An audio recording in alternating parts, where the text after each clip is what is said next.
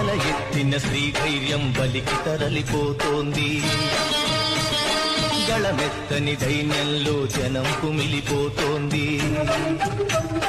మనువాదపు మంటల్లో ఊరు తగలబడుతోంది. మగ పశువుల కాళ్ల కింద మగువ నలిగిపోతోంది.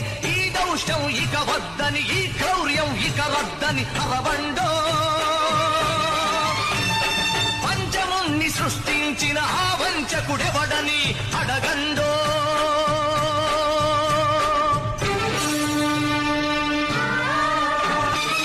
అర్ధరాత్రి ఆడపడుచు సంచరించు స్వర్గం రానీయదు ఈనాటికి ఈ రాక్షస రాజ్యం. బలవంతుల రక్షణకే భక్షక భటవర్గం.